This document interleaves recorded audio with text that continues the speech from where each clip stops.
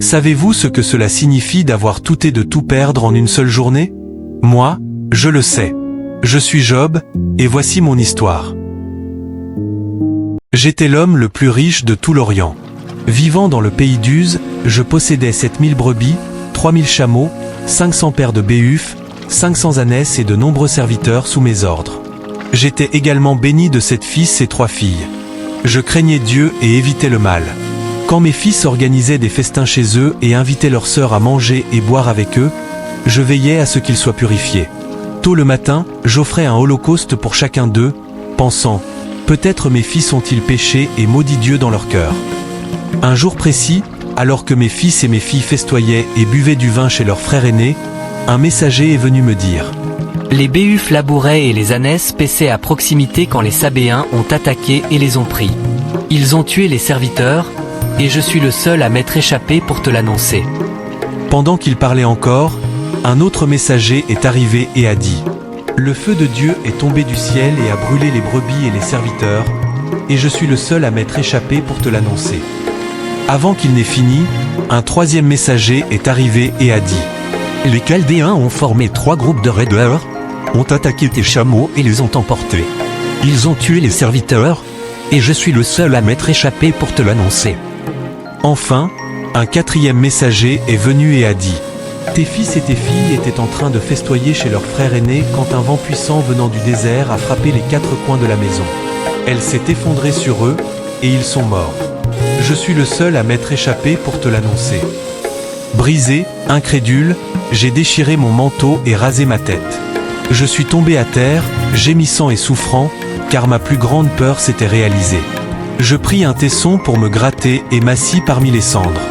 Ma propre épouse me dit: Maintiens-tu encore ton intégrité? Maudis Dieu et meurs.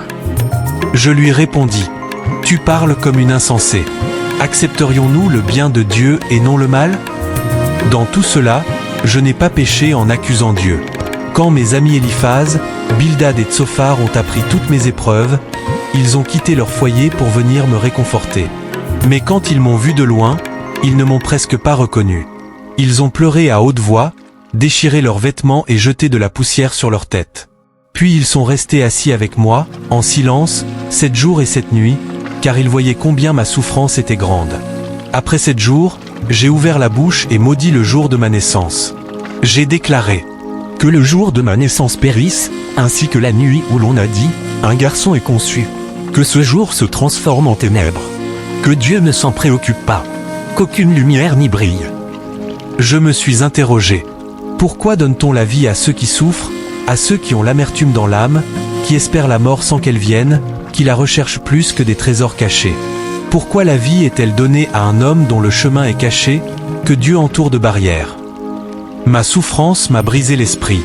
Mon quotidien n'était que soupirs et mes gémissements coulaient comme l'eau. Ce que je craignais est arrivé. Je n'avais ni paix, ni repos, seulement du tourment. Mes amis, Éliphaz, Bildad et Tsophar, ont tenté de me réconforter en me parlant de la souffrance. Mais au lieu de m'apporter de l'espoir, ils m'ont accusé. Éliphaz a dit que ma douleur était due à mes péchés cachés et que je devrais chercher la faveur de Dieu. Bildad et Tsophar ont affirmé que mes enfants avaient péché et que je devais confesser mes fautes pour que Dieu me bénisse à nouveau. Tsophar a été particulièrement sévère, en disant: Tes paroles resteront-elles sans réponse? Oseras-tu te moquer sans être repris? À bout de patience, je leur ai répondu: Vous croyez être les seuls à posséder la sagesse et que celle-ci mourra avec vous? Mais moi aussi, j'ai de l'intelligence. Je ne vous suis pas inférieur. J'ai exprimé mon désir de plaider ma cause directement auprès de Dieu. Si seulement je pouvais parler à Dieu et lui exposer ma situation. Vous inventez des mensonges.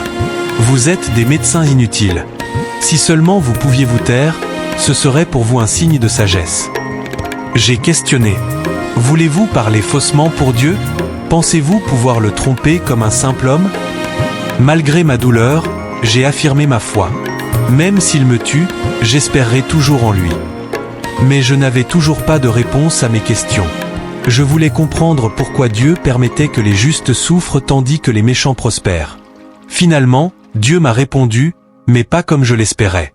Il m'a parlé depuis une tempête et a dit: Qui est celui qui obscurcit mes plans par des paroles sans connaissance?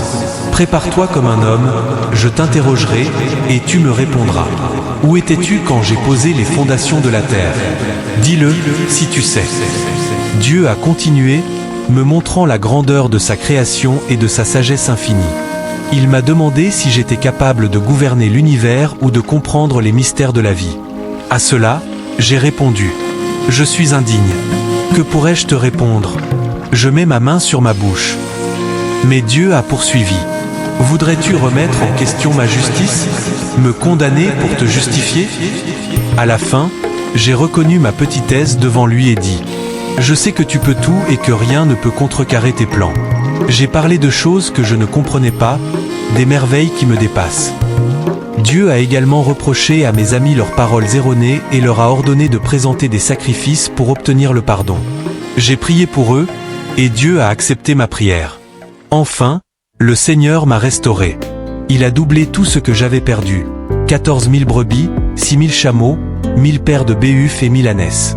J'ai eu à nouveau 7 fils et 3 filles, et mes filles étaient les plus belles de tout le pays. Mes frères, sœurs et anciens amis sont venus chez moi, m'ont consolé et m'ont offert de l'argent et de l'or. Ma fin a été encore plus bénie que mon commencement. Que cette histoire vous enseigne la foi et la persévérance. Si vous n'avez pas encore accepté Jésus comme votre sauveur, il est encore temps. Si vous avez apprécié cette histoire, pensez à laisser un commentaire avec votre opinion. Rappelez-vous de respecter les opinions des autres, même si elles diffèrent des vôtres. Si cette vidéo vous a plu, n'oubliez pas de mettre un j'aime et de vous abonner à la chaîne pour découvrir d'autres récits inspirants. Que Dieu vous bénisse abondamment.